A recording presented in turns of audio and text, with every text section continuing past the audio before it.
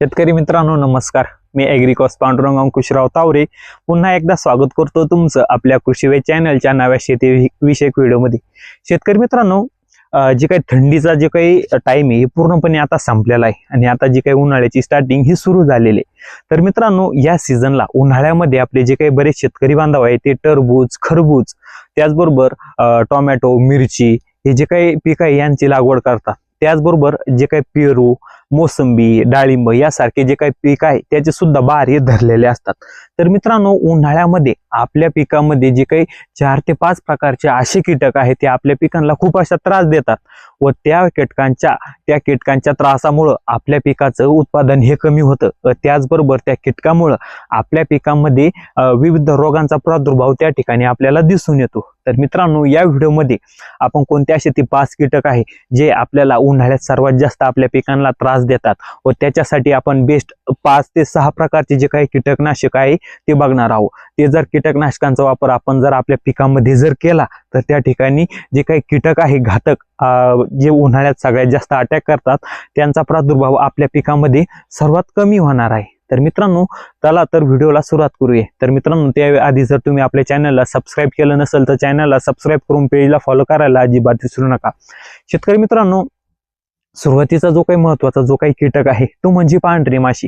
तर मित्रांनो, पांढरी माशी ही सर्वात जास्त उन्हाळ्यामध्ये आपल्या पिकामध्ये तिचा प्रादुर्भाव सर्वात जास्त दिसून येतो.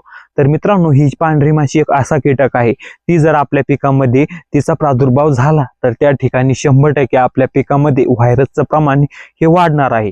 त्याच्यामुळं आपल्याला जी काही पांढरी माशी आहे ते योग्य प्रकारे नियोजन करणं खूप महत्वाचं आहे. तर मित्रांनो, त्यामध्ये दुसरी जी काही कीटक आहे ती म्हणजे लाल कोळी. मित्रांनो, लाल कोळीचा अटॅक आपल्या पिकामध्ये कधी होतो?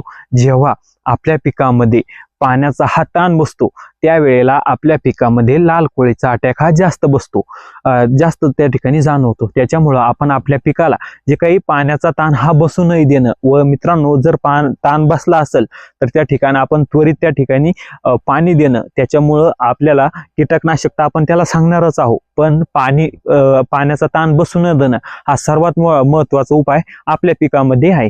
तर मित्रांनो, त्यानंतरचा चौथा जो काही कीटक आहे तो म्हणजे मिलीबग. मित्रांनो, मिलीबग हा असा कीटक आहे तो जर आपल्या पिकामध्ये आला तर त्या ठिकाणी तो रस तर सोसतो, पण त्या मिलीबग आपल्या पिकामध्ये प्रादुर्भाव झाल्यामुळं तिथं आणखीन सुद्धा जे काही महू, ऍफिड्स हे जे काही रस शोषक करणारे जे काही किडी आहेत त्यांचा सुद्धा प्रादुर्भाव आपल्या पिकाला दिसून येतो. व त्याचबरोबर जे काही मिलीबग ज्या पानावरचा रस हा शोषण करतो तिथं तो त्याची लाळ सोडतो व तिथली जी काही ती लाळ आहे त्या लाळीवर जी काही सुटी मोल नावाची ही बुरशी प्रादुर्भाव करते. तर मित्रांनो, त्या बुरशीच्या प्रादुर्भावामुळे आपलं जे काही पान हे पूर्णपणे काळं होतं व काळं झाल्यानंतर त्याचे जे काही आपल्या पिकाची जी काही प्रकाश संश्लेषण जी काही प्रक्रिया आहे ती पूर्णपणे बंद पडून जाते.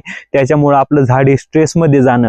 त्याच्यामुळं आपण आपल्या पिकामध्ये मिलीबग कंट्रोल करण्यासाठी योग्य प्रकारे नियोजन करणं हे खूप महत्वाचं आहे. तर मित्रांनो, सर्वात महत्वाचा जो काही कीटक आहे शेवटचा तो म्हणजे थ्रिप्स. तर मित्रांनो, उन्हाळ्यामध्ये किंवा इतर कोणत्याही ऋतूमध्ये सर्वात जास्त पिकामध्ये प्रादुर्भाव करणारा जो काही कीटक आहे तो म्हणजे थ्रिप्स. तर मित्रांनो, यामध्ये काळा थ्रिप्स आणि पिवळा थ्रिप्स हे काही दोन जे काही थ्रिप्सच्या ज्या काही प्रजाती आहे त्या आपल्या पिकामध्ये सर्वात जास्त प्रादुर्भाव हा आपल्याला उन्हाळ्याच्या दिवसात म्हणजे स्टार्टिंगच्या दिवसात त्या ठिकाणी सर्वात जास्त दिसून येतो. मित्रांनो, जर आपण योग्य वेळी जर थ्रिप्सचा प्रादुर्भाव कंट्रोल केला नाही तर त्या ठिकाणी जेव्हा कळी कंडिशन असताना जर थ्रिप्सचा प्रादुर्भाव आपल्या पिकामध्ये झाला तर त्या ठिकाणी पिकाला जी काही कळी आहे कळीला राखाडी कलरचा चट्टा पडतो आणि तो चट्टा तसाच जे काही आपलं फळ मोठं होत चालतं त्या ठिकाणी तो तसाच राहतो व आपल्या पिकाची मालाची जी काही गुणवत्ता ही कमी होते. त्याच्यामुळं आपल्याला जे काही बाजारपेठेमागे सर्वात जास्त त्या ठिकाणी फटका हा बसू शकतो.